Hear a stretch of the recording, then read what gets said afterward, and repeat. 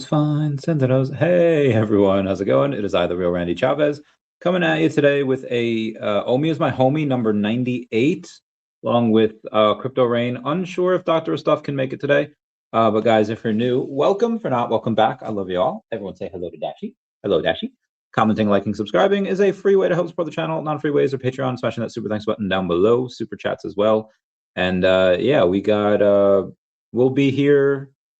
We'll probably do an hour-ish, but I do have a couple of things to do tonight, so I will not go past 9:30. Crypto Rain and Dr. Stuff, if they are on, they might. We shall see. Get to the comments here real quick before Rain comes on.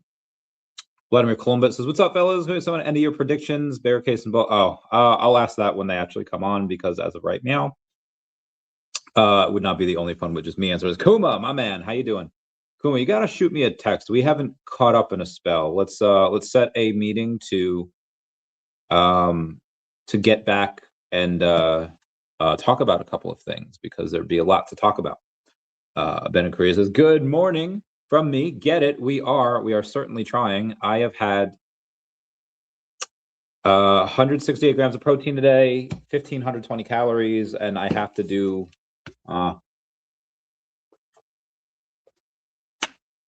yeah, I have one other little mini meal that I have to eat to get up to maybe another 30 grams of protein, 200 something calories. I'll let you know what it is. I'll keep y'all posted. Anyway, let's take a look at what OMI is doing on the day before people get here.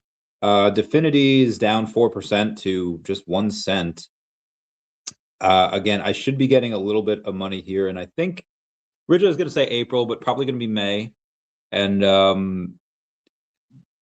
a large minority is going to go to Definity, like at least 30%, because that's the only one that's still like super cheap. I mean, there's other stuff that's super cheap as well. There's DEVVE that's at a $2 million market cap. Jesus, I think it was actually under, yeah, it was under 2 million. It was like 1.9 before. Fios, which they just had an update with that, $1.1 million market cap, but Fios was like never crazy high. DEVVE was at like $1.80. It's down to 2 cents now. So as far as where it's been and where we know it can go, that's DEVVE. Fios has not proven that self yet, even though a lot of the work is focused around Fios right now. The funding is going fairly well. I don't know when that closes out. We'll keep everyone posted with it. But OMI on the day, down about 2% to 000115, $31 million market cap. Got back from the gym and working out. Want to drop 15. Okay, good. I'm this was my 12th day of the diet. This is the only day. So for the first 11 days, hit it at the gym. Not super hard, but hard enough to where, lost 3 pounds in that 11 days, actually 10 days. And on the 11th day yesterday, just did a little bit more workout. But so many days in a row, I just needed a rest day. So today I just had a rest day, but kept up with the diet. I did have a cheat cookie. I had a cheat cookie. I figure after, on the 12th day, you earn a cookie. So in 12 more days, on the 24th day, I will earn another cookie. But yeah, I'm good. I've been doing well. Yo, Bill Gardner, what's going on, girl? So I do want to ask Rain about this as well, and Dr. Stuff, depending on if he's here or not. But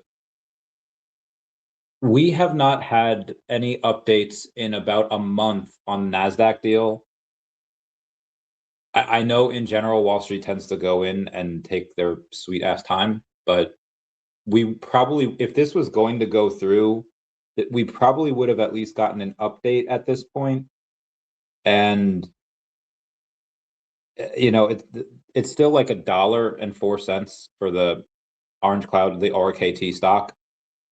If the deal was going through, I'd say it would have sustained like the $1.20, $1.50, whatever it went up to. It just hasn't. The volume's 101,000 at this point. So I'm going to say this is not looking good for that reverse merger, which the reverse merger is a double-edged sword. It is the easiest and most efficient way and the cheapest way to get listed on NASDAQ. It's not a full-blown IPO, but it's a pretty sweet way to do it. I just want to check, make sure there's no Yeah, 28 days since we got an update on that. We would have gotten a bit more. I mean, we are, from the articles that were picked up by Yahoo Finance and TechCrunch and all that, you know, we had gotten some of the kind of the marketing that was like, oh, hey, this might happen. And, you know, we get some of the marketing on there. It would have been better, obviously, if this would have gone through, but then you have to justify the valuation that you give yourself, or what you and Orange Cloud decide is good. And if you get, you know, I mean, I'll tell you right now, we did $250,000 in the month of March, at least just from the store. It is probably a little bit more if you include comics and secondary market and all that. And the merch, whatever they do on the Whatnot streams. But extrapolate that out to 12 months, $3 million is really not a lot. You know, a 20x multiple, it's a $60 million valuation. So if you do, I mean, if they wanted to value themselves at 20 million, yeah, that's great. They able to get in cheap. Everyone gets to buy in at the $20 million valuation. And then as the numbers come out on those earnings calls, hey, we actually justify this mark out. It goes crazy, right? But if they wanted to value themselves at like a you know, say $100 million valuation, people buy in, and then suddenly, oh, we're actually only justifying 60, and then it just gets rocked, and then the stock just takes a giant tumble. Now, I don't want to say it wouldn't matter what the stock price is, because if you go public and then you raise money at that valuation, at that perceived 100 million, then you get a nice chunk of change, and it doesn't really matter what the stock does, as long as you, what did Bruce Wayne say in Batman Begins? My company's future is secure. As long as you secure the future of the company, which I don't even know if they need to do, because if they needed to do it, they would have done it. But they seem to have, you know, again, no updates. So I could be 100% wrong here. You could have them saying like, no, listen, so it's 28 days and you didn't get a fucking update. We're going to update you next week. You know, I don't know. They could do that, prove me wrong, and then suddenly, you know, it goes next week. But just from my experience in these types of things, there's usually a little bit more communication. So that's, again, that double-edged sword. So what did they want to accomplish with this? Now, it's possible that they just wanted to accomplish some light marketing for free, which they got, and you see it in the new users. You see it in the extra 700 users they got this week, last week. What's up, Booth? Saying nice, mate. Omar Lazomi saying good evening. Good evening, Omar. Thank you for reposting, you and Dr. Fidgetal. Everyone always be reposting. We'd love that. I guess I'll give you mine, Vladimir Kolombet. Well, I wouldn't even give it a timeline on like end of the year or next year. It would just be when the, oh man, I really need to buy some more Definity, because that just got wrecked. It got riggedy wrecked, son. Dude, this one wallet like keeps on buying its size. So this one wallet yesterday sold $1,300 worth, then bought $1,300 worth today. And then I thought through like a bot, sold it, but then it wound up being like, yeah, let me just sell that another $1,100, you know, the $1,100. So either the worst trader in history, or they just they're trying to do volume in a very, very weird way. My man, how you doing? What's going on, Randy?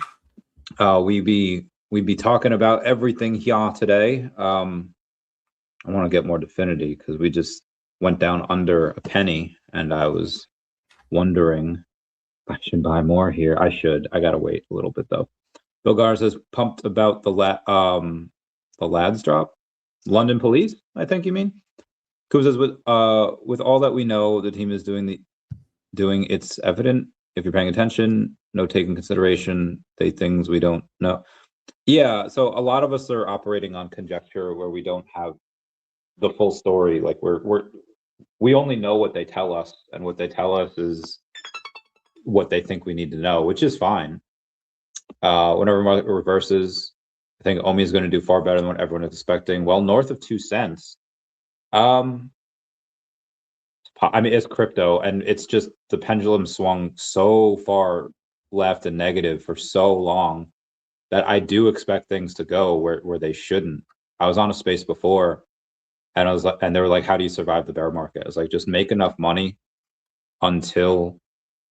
I mean, companies do this all the time in general. When they don't have a profit generating engine, they just have to continuously raise money at a higher valuation. OpenAI just raised like $122 billion at a $750 billion valuation, because a lot of their stuff, it just tends to cost so much money. But as long as you're able to survive until those profits come in, or until the bull market, there's going to be people, there's going to be companies, I wouldn't even say companies, there's going to be projects out there where the owners aren't doxxed, they have no revenues coming in, stuff that hasn't sold out, but they have a little bit of a community. They'll catch fire for no good reason, and they'll go crazy. Not because they should, but just because there's going to be a lot of stupid money in the market, and that's where it's going to go. And hopefully a lot of money comes to OMI as well. How you doing today, Rain? What's going on? You know, like this bear market feels like it's lasting for forever, and it feels like prices will never correct to the upside. And Yeah. that's how it feels when you're in cyclical markets. Feels like it will never change, but it does. And right now it feels like prices just getting cheaper, and they are. And that will happen until suddenly it doesn't. And when it turns around, it can turn around quite quick. I was talking to Randy about 2020 and 2021, and what most people don't know that weren't really invested during the bear market, which most people here weren't, is that even end of January 2021, we're talking a month and a half, 6 weeks before the massive run, it still felt like a savage bear market. And so a few things were up. Cardano was up some, and Bitcoin was up some, but most, like Yakomi and most altcoins, their tokens were still completely in the dumps. And so, like, it's amazing how fast things can return. And so, somebody asking about surviving the bear market, were they talking about a company, or were they talking about investors? Like investors, it really is about keeping the day job and just dollar cost averaging during the bear market. And when things get even cheaper, that's a good thing, not a bad thing. And I often share with people how it felt during the bear market of 2019, 2020, and Cardano. We now know what the bottom of Cardano was back then, but you didn't know what it was going to be. And it's like, a lot of people would look at Cardano and they say, oh, that won't even survive. But it was pretty clear they were surviving still. And they had enough revenue to keep going, just like what we're seeing with DEFFINITY, OMI, even DEVVE, and some of these other projects that are severely down in price. They were still surviving. And yet people thought, oh, they're dead. And they were just looking at the token price to say that they were dead. And they were anything but dead. And so was I amazingly magical to do well in the 2021 run, or was I just positioning when things were cheap, or buying low and then selling high? It really isn't magic. It just, you have to be willing to do things that the majority of people aren't willing to do. And the majority of people right now aren't willing to buy crypto. They're willing to buy gold because gold went up recently to record highs, and then it's come back down a little bit. So they're like, gold's a good deal. But is it? Wasn't gold a good deal like 3 years ago and 4 years ago? It's a good deal now? No. But people can look, and because of recency bias, they feel safer buying it. As an investor for 20-something years in real estate and other things, it's like you make your money by buying cheap, not expensive. So when you're buying gold, not at recent highs, but not far off of them, how good are you buying that? Not very good, really. And then you're buying altcoins at prices that I never thought these prices would hit during the bear market. I wish I had known. I just would have set all my capital to the side and bought it all at these prices. But that's not how the game works. I don't have a magic crystal ball to know that, but they are at these prices. And so they're amazing. Feels like this will happen forever and just keep going down, and you'll see that it doesn't.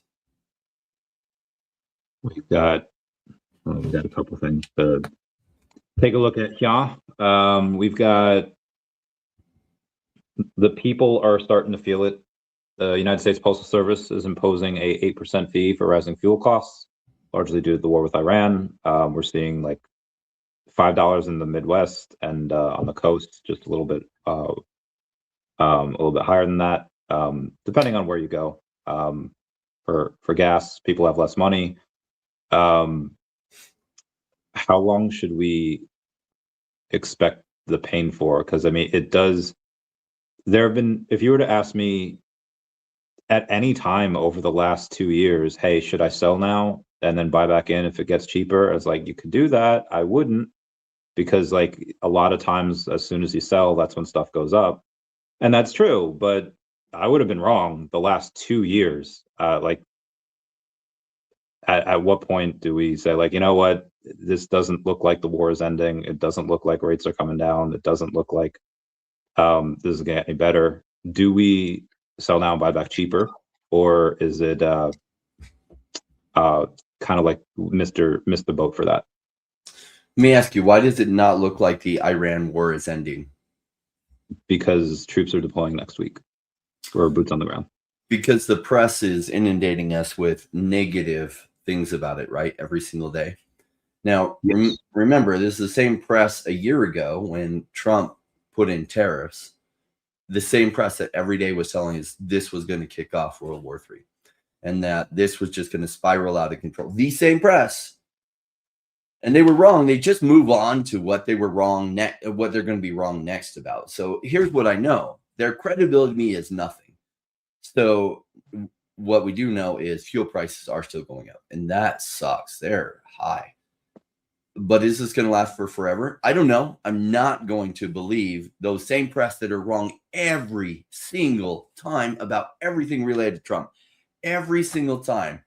Even going back to when he first won 2016, and he's like, you know what? FBI was spying on me, and they're like, no proof, no proof, no proof. Okay, it came out. FBI was colluding with the Hillary Clinton campaign to make it seem like he was involved in rigging the election with Russians.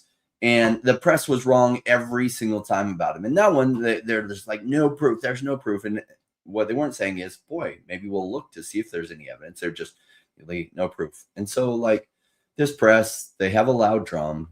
They beat that drum incessantly. And they're like, this is never going to end. It's like, look, I don't know. I don't know enough to know if it's going to end. Like, I see gas prices going up like everyone else is, but I know that they have no credibility with me. So it's like, I don't know. But whatever they're saying, and they're beating that drum every day, I don't listen to that. So if anything, Trump's like, he's earned some credibility. Like all these major things that he said related to FBI spied on my campaign, Hillary Clinton campaign, all this stuff. And like over the last 8 years, most everything he said related to that kind of stuff has turned out to be true. So if he says it's going well, I don't know, but I probably take his idea more than what the New York Times or Washington Post that has been wrong on every single issue related to Trump for at least 8 years. Okay. Agreed. There's Cordial Goat Slayer saying that he actually hopes things go lower because even though now is a pretty good past 4 years, 5 years, there is a chance that it goes lower, and he hopes it does so he can buy there. So I guess in the opposite way, do we buy here or do we wait maybe like 2 more months before Jerome Powell gets out and before, or maybe we have an actual declaration of the end of the war and you get that confirmation before we buy? But then it usually spikes up. There'll be some people that get some early news, and all of a sudden you'll see crypto take off, and you won't know why. Yeah. It's taking off because other people know why before you did. I would love to be able to time the market perfectly. Like during the bear market, I wish 2019, 2020 that I knew where Cardano was going to bottom and where Axie Infinity was going to bottom and where some of these other ones that did really well for me were going to bottom. I just didn't know. And so the problem with, like, I had a friend that tried to time it. He was brand new and he got in Cardano a really cheap price. And then it went up and then it came back down some and everyone was freaking him out. So he's like, I'm going to sell and buy back lower. Well, by the time he bought back in, prices were like 60 or 70% higher than when he had sold. So did they go lower after he sold? Yeah, but he missed it until it was like, because he just waited too long. So everyone I know that's tried the timing thing, hit like 95% of the time it hasn't worked out for them. So it's like, am I going to take those odds? I just don't. I would love to time things like that perfectly, but what happens is you often wait too long. It feels like it's going to go lower, it's going to go lower, it's going to go lower, and you don't deploy, and then it jumps up, and you get FOMO, and you end up buying back in higher than what you sold. And so not only did you take yourself out of long-term capital gains and put yourself in short-term capital gains place, you didn't even save any money. Yeah. So the buy a little here, buy a little there as soon as you can. That, you know, that's such a great strategy of just dollar cost averaging. I wish I had a mechanism to tell better exactly like, okay, yeah, lows here and it's going to hit here. Just dollar cost averaging is what works. And what sucks about it is that means your dollar cost average won't be anywhere near the bottom. When you dollar cost average out of the top, you won't probably be dollar cost averaging out at the top either. But the returns are still incredible when you play it that way. Agreed. Booth is ready to stack for, or is hoping to stack for another year. I don't know if we have that long to stack, but that's a good way to look at it, because when you're just dollar cost averaging, like the truth is bear markets don't need to be hard. The reason that they feel hard is your emotions get in the way. But if you're just working your day job and you're just researching to see what companies are still alive and moving and have things going good for them, and you're just buying low, if you're not putting your hopes and dreams on the price going up, it's not hard at all. But as human beings, we put our hopes and dreams on the price going up, and then it feels like we have to wait way longer than we were hoping to. Yeah. And I think if you could talk to yourself from the future, I feel like it's getting a little woo-woo there, but if you could talk to your future self, or even your past self, like if we just use Tesla from 2013 to 2019 and it did nothing for 6 years, I bet you in 2020 the person that was DCAing for 6 years was super happy that he did, or she. And I feel like in that same breath, you know, things have been not doing anything in most of, like all of crypto for you know, last 4 or 5 years. I bet people in 2027 are probably going to be super happy that they had DCA'd all this time. Super happy. That is the wealth builder, right? So everyone that I know that became millionaires in 2021, they just dollar cost averaging in 2018, 2019, and 2020, which means they didn't end up buying the bottom at all. I mean, prices were still coming down 2018, 2019, and bottomed in 2020. And really the major run didn't happen until March of 2021. And with a followed up by a secondary run in September, October 2021. I mean, there's a lot of there's a lot of companies that looked so much worse off that there's a reason I never got into Candy. I didn't like the way it was run. I didn't like the promises that they were making that I knew they couldn't keep. And I didn't like that they were on the root network. There's so much not to like, but now Tad Smith seems to have taken control of most of the assets. And I would genuinely buy stuff on there right now, even if I never had a conversation with the man, even if I just viewed him from afar. And now it seems like Collectibles is like, yep, they're resurrected from life support. Proof that the space in general isn't dead. There's been about $70 million in NFTs that have been bought in the first quarter of 2026 so far. I feel like the space is clearly not what it was, but it's just the sign of the market and the sign of the times. At some point that'll reverse. But if a company, or if some of the assets on a platform like Candy, which anyone looking at it know that they hadn't had any revenues in months, if that can get picked up and now that has life in it again, that has hype around it. VeVe, which has X amount, a multiple of that in spades and everything that it does. I'm very positive that just takes one little flick and then, you know, it's off to the races again. You have stuff on Candy, right? Yep. The value in Candy is the IP, right? So we're talking about DC Comics, like huge. And so thank goodness. Well, and like, here was the thing, like I bought a whole bunch of stuff on Candy, and the IP, as long as it like it's good enough IP that even if the original company kind of fails, the value is in the IP, so that still has some value. And because it's on the blockchain, it can be taken over and it can be migrated to other places. So, like, I don't feel bad buying at Candy. Like, I wish I had known the prices would get as inexpensive as they are, because, like, I think they're a really good deal. I mean, the first Superman comics on the blockchain and Action Comics, and like, these are major things. Like, do I wish they would have sold to VeVe or made a deal with VeVe and said, well, yeah, it would have been simpler. But one of the cool things about it is that the low mint numbers, like there aren't very many mints of these. So that has a scarcity value. And so a lot of people are sleeping on it. I think they're making a mistake. I know Chris in my community has been all over it for the past 2 years, and looking at which ones had particular value and monitoring it, and, you know, often updating my Rainmaker family in the Discord about it. I guess the main ones are DC, MLB, NASCAR, and WWE. Wait, who owns the? No, they don't have. Oh, TKO Corp that owns WWE. I did not know that. Oh no, I did. That's the. Yeah, I'm not aware of any NFTs that they had, but I guess they did. Good stuff. Yeah, I have some MLB ones that weren't Panini, right? That are on a few different things. There was some on the Wax blockchain, and there's a few other MLB ones that were released. Possibly those will end up having value, especially the earlier ones, but we'll see. I think Topps did the deal with Wax that had some of them, and I don't even know who most of the players are. I had some Mike Trout stuff, and that's about the only baseball player I even really recognize the name of these days. They had for MLB, that guy Derek Snook has so many of the Shohei Ohtani's. Yeah, it's a huge market that it just doesn't know it's there yet. At some point, it'll come around. Well, it's kind of like when hockey cards first came out, nobody was collecting them and stuff. But then those early hockey cards became so valuable because the total number of prints versus the later demand.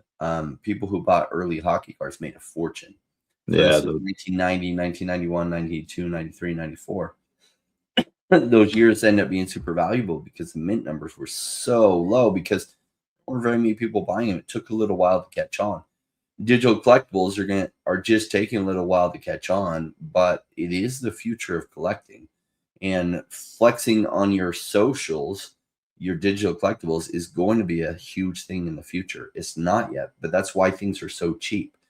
It's like a lot of people want them to be expensive already, but the reason they're not expensive is because it hasn't caught on across the world yet.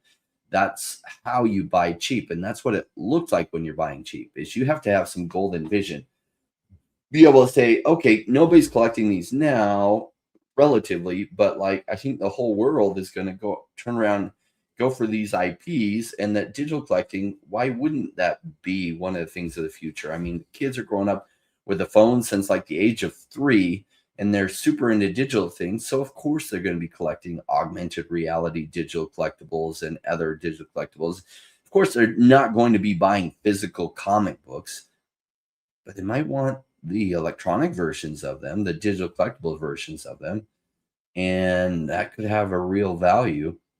And so you have to get there when prices are getting cheap in order to make any money. I mean, you can just wait till it's proven and everyone's doing it and pay $20,000 for something you could have bought if you had some vision for $100. But a lot of people want to wait till it's worth $20,000, and then they're like, I could have bought so many of those. It's like, cool, you could have. Yeah, those stories are endless. Could have bought Bitcoin in 2011 for $2.50. It's like, yeah, you could have.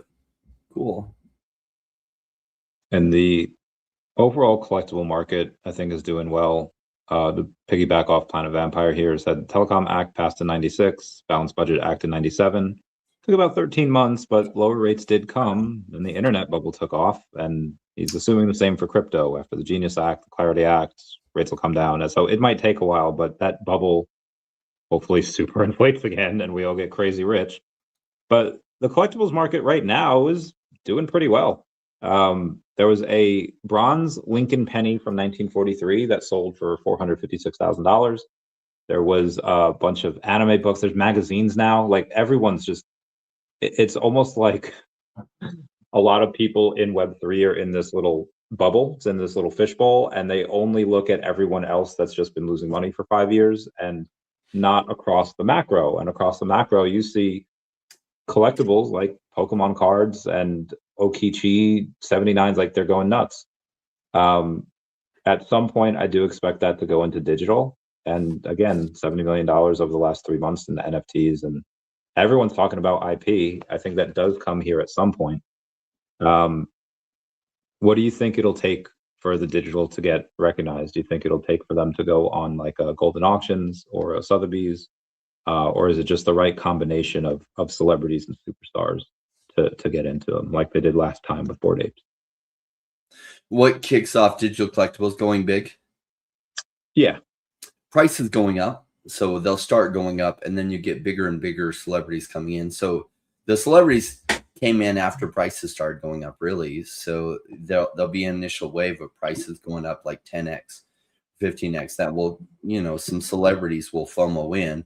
And celebrities are just collectors too. They're collectors with a little bit more fame attached to their name. And so they'll jump in a little bit late because their friend bought it when it was cheap, and then it's now 15x up, and they'll think, and they'll get FOMO in, they'll pile in.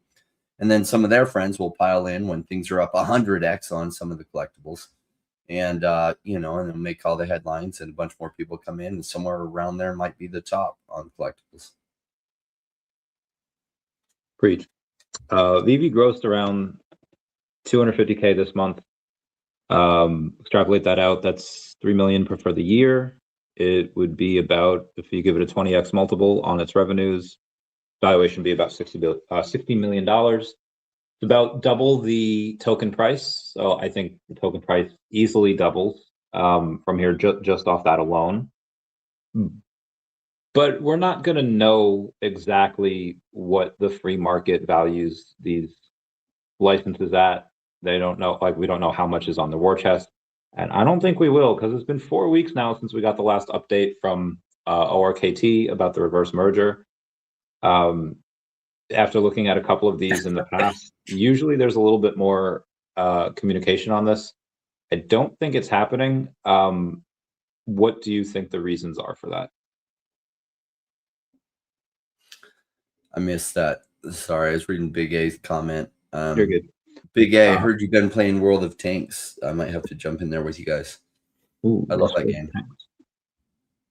Also, be advised, he is trolling. He's actually not. Wes just posted a poll then, like, who do you want to be community manager? I guess more people wanted him to be community manager than Foster. So again, that's Big A just doing a troll. At least we can always count on that. Anyway, the question was, VeVe has grossed about $250,000 this month. Extrapolating that out, that is $3 million for the year. Give it a 20x multiple on its earnings. That's a $60 million valuation. So the token, that's about $30 million, should at least double from here, just on that fact alone. But we're not going to know exactly what the free market goes on and values it at, and how much the licensing contracts are worth, and what's in their war chest, because it doesn't look like the NASDAQ deal is happening. Can you give any insights on whether you have seen this type of thing before, and why, if it would be on the VeVe side that they put a stopper to it, or on the ORKT side? So are you trying to decide what the token price of OMI will go to based on the valuation of the company? Based on what the stock value price would be. So obviously that's just the short term based on, hey, here's what the valuation is. And then I would expect the token price to rise at the commensurate rate, or go down if it was lower, but I don't think you can argue that VeVe's lower than 30 million. I was just wondering why you would think that the deal hadn't gone through. Like, did they find something on ORKT that they didn't like, or did they maybe want to try to get? There might be something related to that, right? There's probably some due diligence things that they're negotiating back and forth on. Some hiccups, or it'd probably be done. So what the hiccups are, I have no idea. But it's like, this is just one of their options to get on the NASDAQ. It's a cheap and dirty way to get on the NASDAQ, rather than going through the regular approval process. And a lot of companies do this. It's like, it doesn't matter to me whether they do or not. I think number one, the token value and VeVe's value, they won't be very correlated. They will, because is VeVe's making lots of revenues. It's a story people can get behind to then FOMO into their token. But what's crazy is market caps on tokens can get very disconnected. We saw that in 2021. I mean, we saw Axie Infinity's token price go completely bonkers, especially after they announced that they might be doing some revenue sharing with token holders. I mean, the token that was trading for... Wait, what? I think Axie Infinity's token. Oh, damn. So I think Axie Infinity's token, like, I think the initial token offering price was like 5 cents. And going to 200 and something. And that was after, they had announced that they might in the future do some revenue sharing with token holders, and the token price just went bonkers. Further bonkers. It was already like significantly up from the 5 cents, and end up going all the way to 200 and something dollars. And so, like, now what was Axie Infinity as a company's valuation worth? I have no idea. But I don't know that those two were really fully correlated. However, Axie Infinity, because their model was making crazy revenues, it made like $1 billion in revenue, but their token value went to, I think, $12 billion market cap or something like that. But are they correlated? Kind of, but not in the way that like stock prices and stock valuations are. Dave says, no, it's an OMI show. Give Manu some flowers. Price did not reflect what they're accomplishing. I actually bought a little bit more before because the price fell under a penny. So I was like, yeah, this is stupid. So I just bought a little bit more. It's an amazing price, right? Like they're actually fairly stable. Like, and I feel like OMI and DEVVE are fairly stable because they have really good revenues coming in. That gives them some stability a lot of crypto companies don't have, to help them weather the bear market, which for however long it is, and I don't know that it'll be all that much longer, but we don't know that. And so it's like buy low, sell high. And cyclical markets are like this. Like real estate, looking back to 2010, a lot of markets in the US and Canada bottomed somewhere around 2009 to 2012. Depending on the market is when their bottom was. And most of them topped in like 2021. But it was like slowly, but then fast. And the reason I don't like real estate is, I mean, that cycle takes so long. So even if you were loading up 2009, 2010, 2011, it took like 12 years for those values to significantly go up, and not even the kind of multiples we can see in crypto. So crypto has a much shorter cycle. Would have been very convenient if it had been 4 years rather than it's looking like it's going to be 5. Okay, well, shoot, it was 5 years. Versus real estate, you realize that if it took from the bottom to the top 12 years, that didn't even include the downside. So it started heading down, depending on the market, from 2004 to 2006. And then it topped again in 2021. So that was an 18-year cycle, 18 years, rather than what might be a 5-year cycle in crypto. And in crypto, you have much higher volatility. Like, DEVVE, you can buy just under a penny now. And let's say it goes to $1. Well, that's 100x. You can't make those kind of multiples in real estate. If it goes to $10, well, that's 1,000x. You can't make those kind of multiples in real estate, really, without massive leverage and massive risk.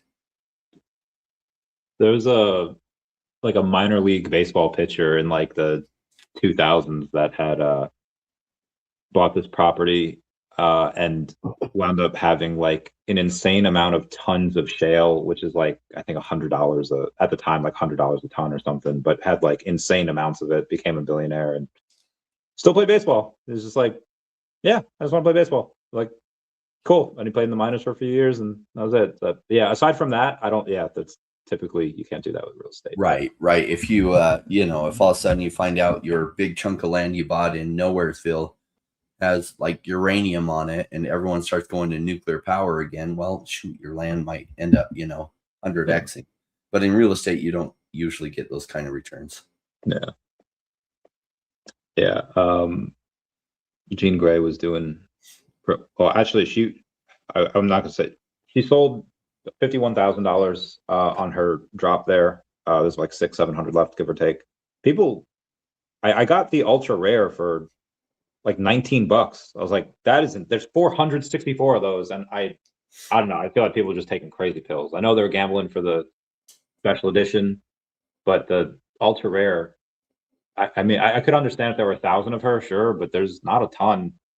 And the commons are going for like 7, so I got a couple of those. Did you get any of the Jean Greys? Nah, all good. No, there's a lot of great collectibles on at these prices, right? So, apparently mortgage rates going back up already, according to Big A, saying real estate as a wealth generator is probably out of reach for the average young person. Yeah, young people is going to be hard. Might have to wait till your mortgage rates are going up right now. That's, you know, with oil prices going up so high. Again, there's massive fears of inflation, but remember, massive fears of inflation a year ago. Like, supposedly we were going to be in World War III by now, because a year ago Trump was taking on every country with tariffs, and it all settled down just fine after about 3.5 months. And oh my gosh, the massive runaway inflation. And so interest rates were spiking because, oh my gosh. And the Fed chair was massively wrong on that. You know, whatever his name is, Jay Powell, our favorite guy. Not really. And, you know, just like, oh yeah, if Jay Powell says this and Trump says it won't last very long and everything will be fine. Trump was right. Jerome Powell was wrong. Again. So it's like, look, sometimes I don't see how Trump's going to be right on things. I don't. I'm like, yeah, right. But his track record is good on this stuff. So it's like, sure, is the Iran war going to be over fast? I'm not seeing how, but most of the information I'm getting on is from media places that are wrong on everything. So it's like, I don't see how, but his track record is pretty good. So he's probably right on this too. Agreed. So there's, I think part of the reason that, and you have DEVVE going through this, Fias going through this, OMI, I think part of the reason, or VeVe, part of the reason I want to get listed on NASDAQ, so they could raise a little bit of money a little bit easier. Maybe they don't need to, but if you were on the VeVe fundraising team, how would you pitch investors on why they should buy a portion of the VeVe company as opposed to the token? I wouldn't. I'd tell them to buy the damn token. But that's why they wouldn't hire me for that job. They're going to hire somebody for the job that believes more in buying a share of the company, right? For me, my risk tolerance is, damn, I'm going to buy that freaking token. But there are a lot of investors that they're too conservative to buy the token, and they're going to be right for buying a share in the company. And I don't know. I think it's an easy sell for people with some golden vision to say, like, collectibles are heading digital, and this company has all these major licensing, going through all the major licensing, showing them, and even in a crypto bear market, show them the amount of sales that are going through, and people with vision are going to see it. Now, unfortunately, people with vision are only like 10%. So it's like, for every 10 people you talk to, you're going to get 9 out of 10 no's, and that's fine. But then all those people will be lighting up your phone forever later.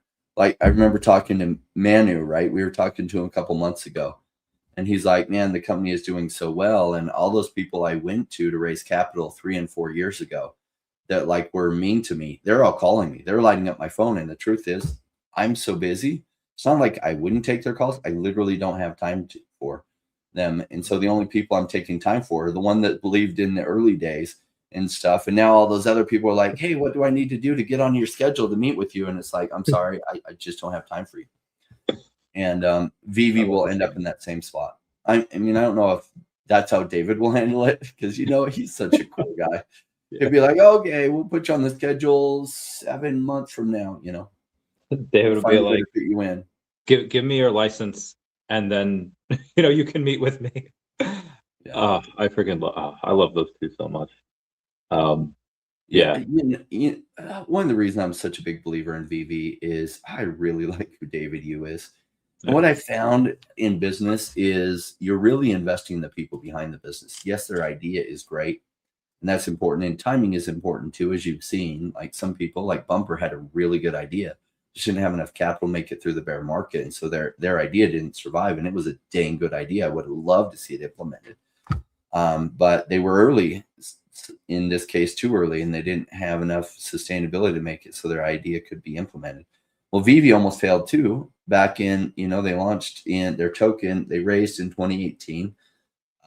I think launched the token in 2019, and they survived just long enough for like to early 2021. And I'm sure they didn't know if they were going to make it. And all of a sudden they became a really big deal. Had a bunch of people start covering their stuff on YouTube for free and really helped them build a base community, which has then kept them doing so well and the momentum so well. Some of that was a timing thing, and some of that is the leadership is good. Like David Yu is such a likable, trustable guy. Like when you meet him and you talk to him, you're like, I love this guy. I trust this guy. You can see integrity and sincerity in him right away, right? It's written all over his face. And that's why I think so many licenses have trusted him, and he's done so good on getting the licenses. Yeah. Yeah, he's just a cool, like part of the reason I never got into Recur was because they didn't care about the IP. They would just misspell things on Hey Arnold, and they would put characters from Rugrats in the wrong shirts. And I was like, what are you doing? And like David would never. David would never. And I was like, so yeah, he genuinely cares about the IP. And it's what if you have two kids in front of you and they're both like, yeah, I want to be they both want to be doctors, and one kid's reason is because tragic backstory, lost his dad to cancer and he wants to make sure no kid ever has to feel that. And the other kid's just like, yeah, I heard, they make decent money, and, a lot of women or a lot of parents want their daughters to date doctors. And yeah, like which kid has a passion for it and which kid is like doing it just for the wrong reasons. And that's kind of what you see in CEOs. There's some people like, yeah, I think it makes some money with this, versus David, who genuinely loves the product and is having a blast doing it. Sometimes is a little stressed, but for the most part, just has a great time. And he's like a kid in the candy store. It's like, oh, we can do it this way. He deeply loves collecting, and what I love about that is he understands the mind of most collectors because he loves collecting. And so he's built an app, and he's built a product that people enjoy collecting too. I mean, damn it, if they weren't so enjoyable, it would have been easier to take more profits in January of 2022. And I even said to one of my friends, I was like, I should sell everything right now because the prices are so high. But I took profits on a bunch of things, but I was like, I just love these things. So I'm having the hardest time trying to part with any of them. Yeah. We had some good times, and that should return. I was talking with this guy named Brent Trades yesterday. And I don't think that returns for everything on the app. I think a lot of the decon stuff and a lot of the CryptKit, I think a lot of stuff has seen their best days, but a lot of the stuff hasn't. Like there's a lot of stuff, really cool things that were born in the bear market. You'll get some of the OG stuff like the Todds and the Risos and the partners that'll still, do their thing and go into the 5 figures. But there's also things that you'll see that have never been anywhere close to that, and they'll get there because back in the day, you had stuff that were, thousands of mints. And nowadays you have stuff that's maybe 2,000 mints, maybe 400. Like, I don't know. I feel like Jean Grey is going to go pretty nuts. I have like 3 of her. I'm not trying to show here. But I think there's a couple of these things here that, because of the amount of users we have, and we'll go over that in a minute, it was tailored to the audience we have now, not to the audience we'll have in the future. And there's just not going to be enough to go around. So a lot of people will be stacking. Speaking of new users, there's 700 this past week. VeVe hasn't shared. We get bits and pieces of here, like Comments in Crypto will say, like, yeah, we had made this much this month, so you can determine how many new people signed up because of them. And you go to each affiliate and be like, okay, cool, we can kind of piece here, piece there, piece together. It'd be a lot easier if VeVe were to just tell us, like, hey, here's how we're doing it. Why don't they? I was checking out Jean Grey prices because I haven't followed her closely. And it's like $7. yeah, for the commons. Then if you were lucky enough to get the special edition common, you were sitting pretty well. But you can buy the number 41 right now for just $650, or the number 15 for just $1,250, or 1,250 gems. Those at this price, I'd just buy a whole bunch of the common Jean Greys, the regular ones, and just sweep the floor. I missed your question. Sorry. Oh, it's all good. It's we have a little bit of pieces of information we get by any, let's say, Comics and Crypto say like, yeah, we made this much this month, and if they made that much off their affiliate link, you just divide by, because they make $10 per thing. We could, okay, this is how many people came in because of them, from me, from you, etc. But that takes a while. Why doesn't VeVe just tell us like, hey, here's how we got 700 new users this week? Some came from here, some came from Facebook ads, Google ads, because if they, I mean, I'd want to know, because if they're spending, let's say $10,000 on, let's say, like the new partners, like the X-Men updates and the Daredevil updates, and $10,000 on Facebook and Instagram ads, but 90% of them are coming from the X-Men updates, and like 3% are from the, the Facebook and Instagram ads, I'd be like, dude, reallocate some of that into what's working. Why don't you think they tell us? Do you think it's because of then the competition will know? Mm-hmm. Yeah. So, I mean, could they share that with some specific content creators to help those specific content creators do it? But probably with an NDA, because they don't want their competition to know. Yeah. Yeah, that's a good point. I wish, that's part of the reason I wanted them to go public, so we would know these things, and we'd be like, okay, this is good use of capital, or this is bad use of capital. Let's see if we can change it. Damn, 25% of Jean Grey common is held by the top 5 holders. That's nuts. Do you think new users will come to value OG grails like Donnie and Ghostbusters logo?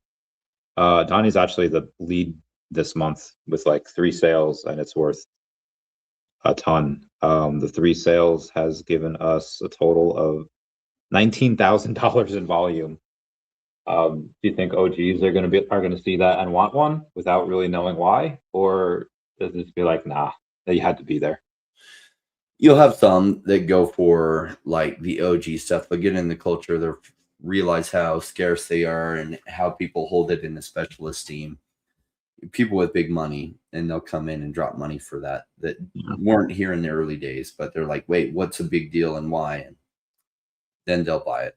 Would I ever buy a Donnie? I would buy other things, but like I'm mostly an investor, so I would buy a whole bunch of commons of something that I think is going to do well as well, because I don't care about the social flex of having a Donnie.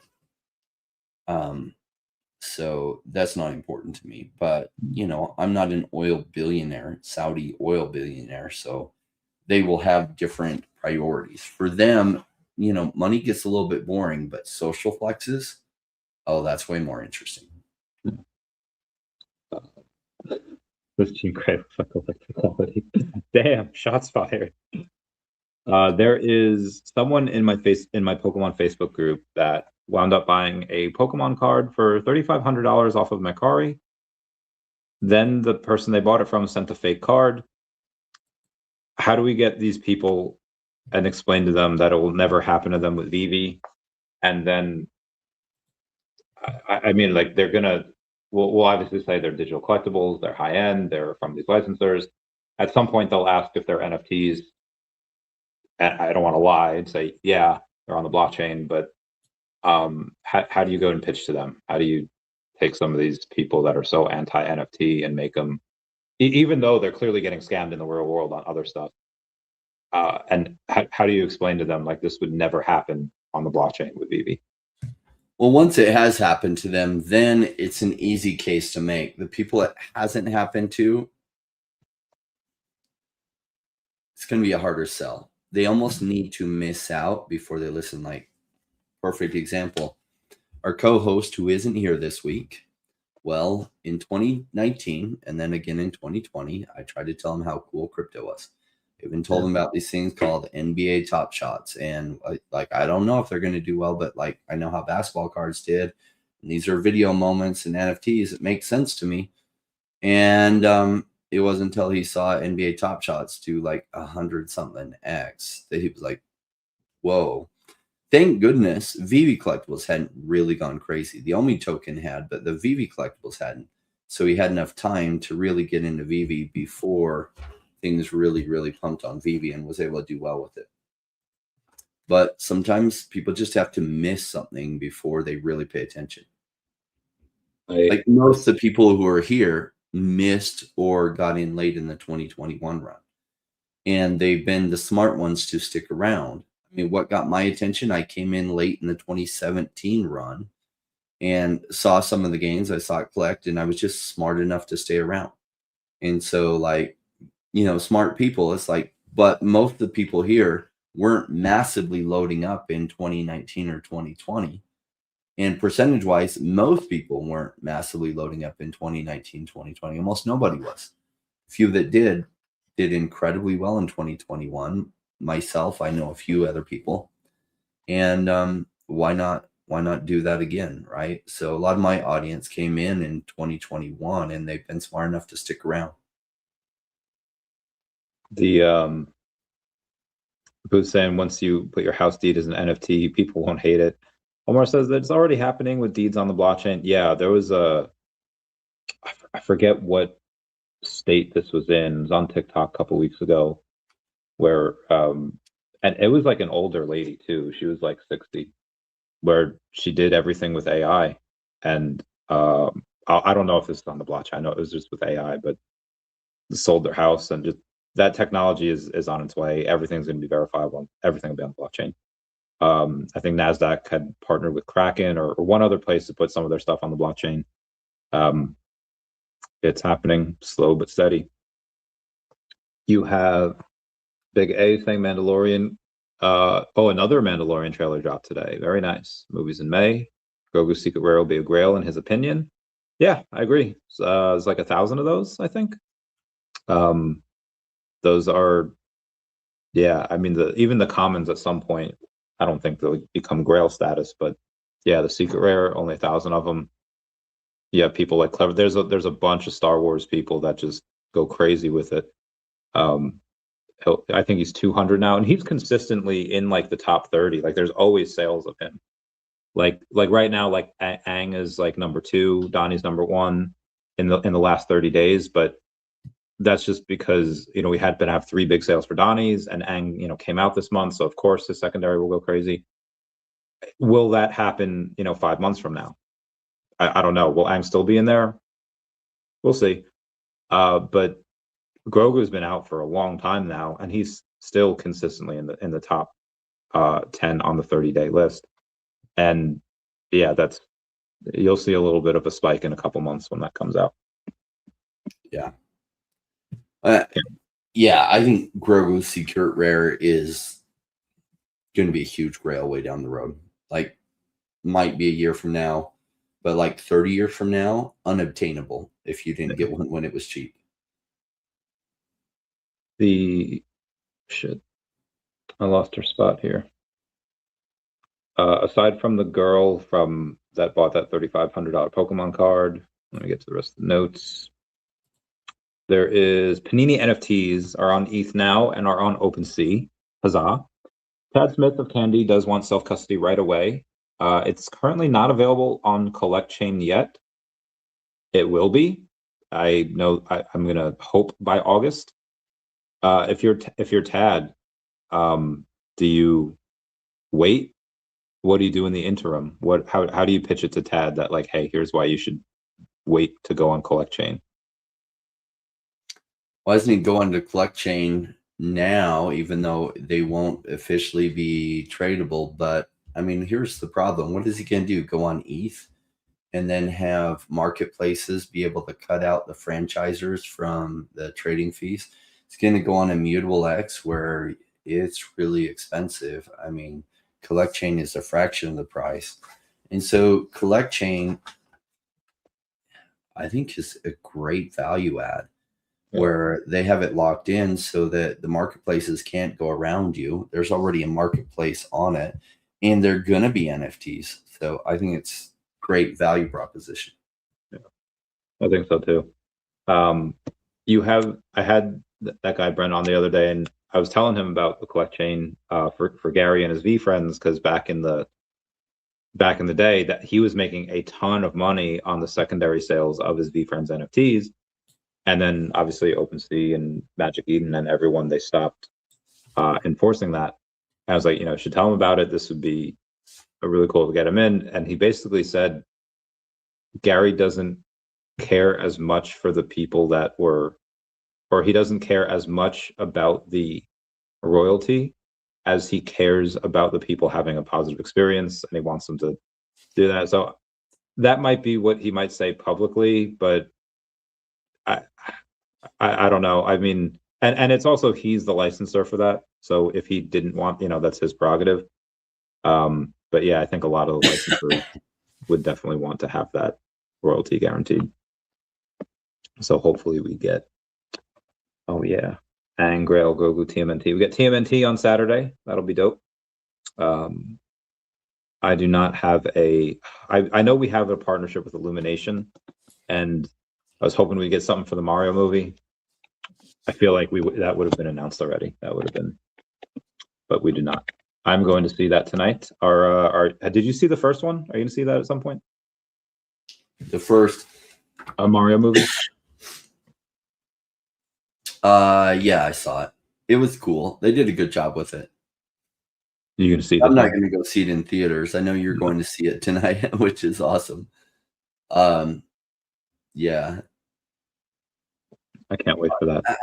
I might see it while it's in theaters. If not, like, the speed to like be on video on demand is so quick, whether it'll be like 2 months on or something else. Like, so I tend to go to the movie theater about once or twice a month.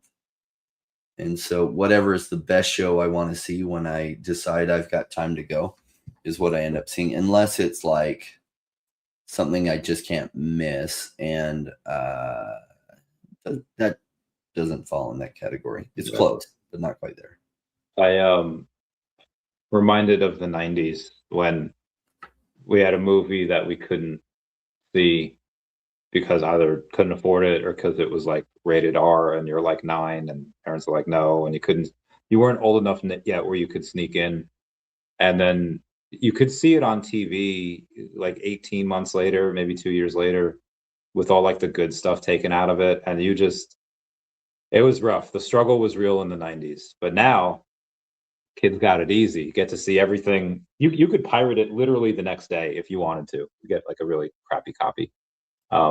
But you could see it legitimately in a couple months, and I'm so glad, so grateful that, yeah.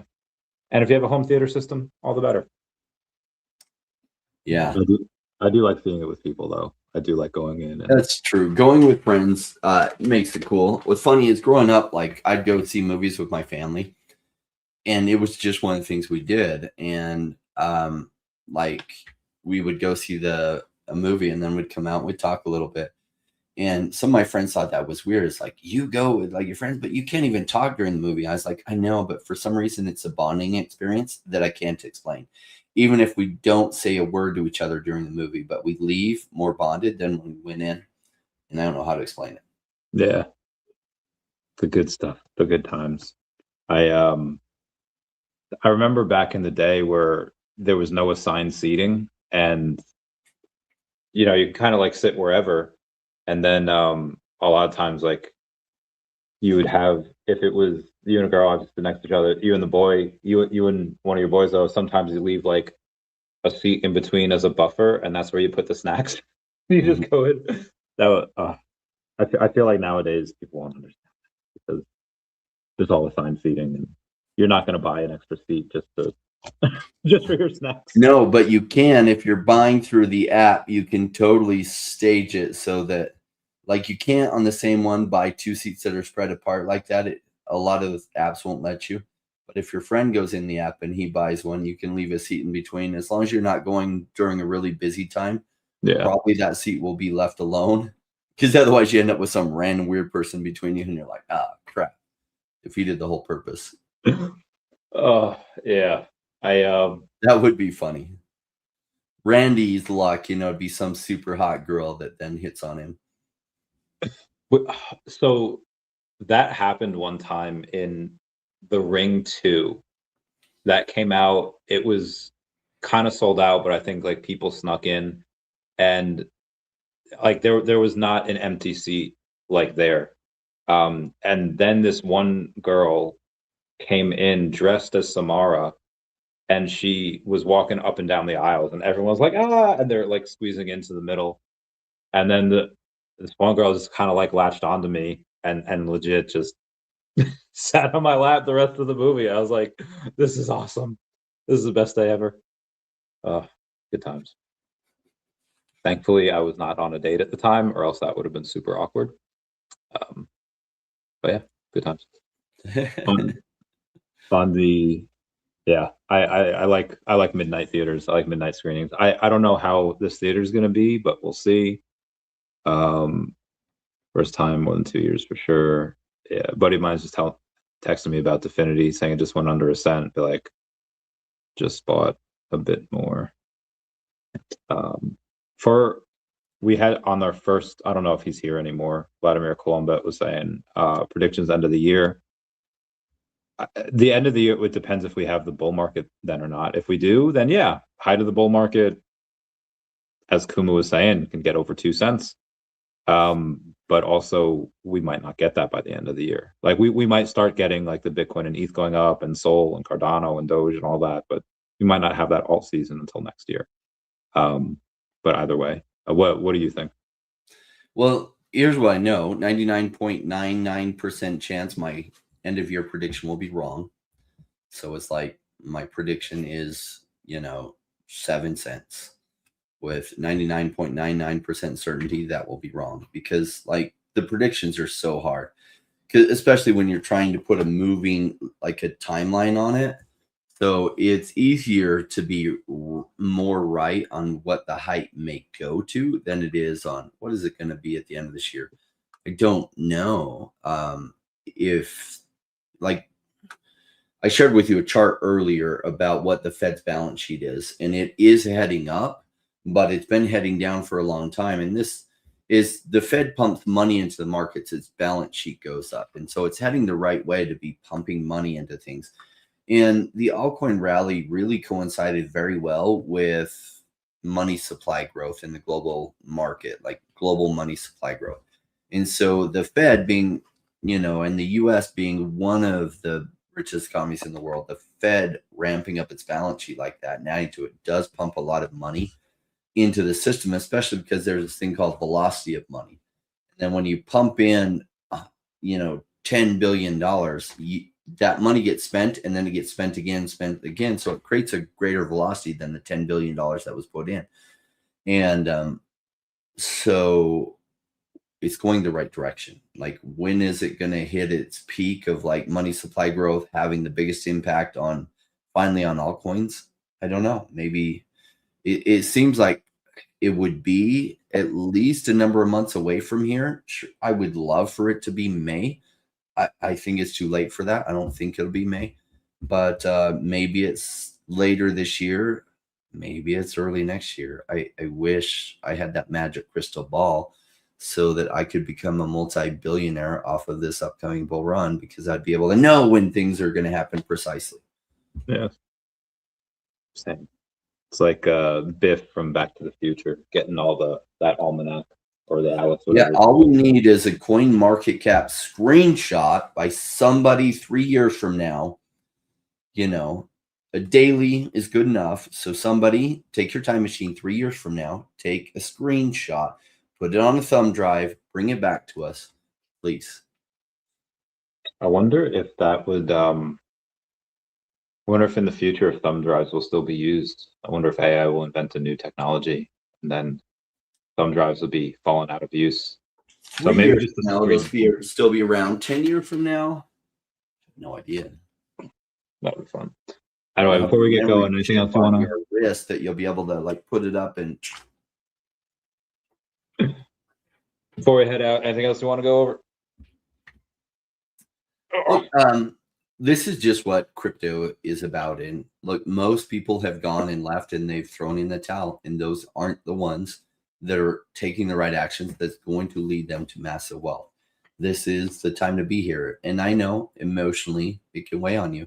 This is just how it goes. That's why I say keep your day job, dollar cost average as much as you can. If prices go down, that's a good thing because then you can buy even more for cheaper. You don't know where the bottom is. And then when things go crazy, don't forget to dollar cost average out. And that is the recipe to make yourself richer than just about any other opportunity that will cross your path. Agreed. I also, cult of arms, hope that things move in phases. I mean, it happened last time too. I saw people that had like the set of golden moments and they just didn't pump right away. And they're like, oh, everything else is pumping. Sold them, didn't lose any money, but didn't make any. And then they put it into other stuff that had already pumped. And then that money flowed into the golden moments. And yeah, that was rough times. I don't think that person will sell again like that. As stuff's pumping, they'll know it's coming. So you could see that multiple times just in VeVe. You could have Star Wars stuff pump first, and then have Disney, and then have comics, and then So we'll see. Anyway, love you all. Everyone say bye bye to Dashi. Bye bye, Dashi. This was great. Until next time.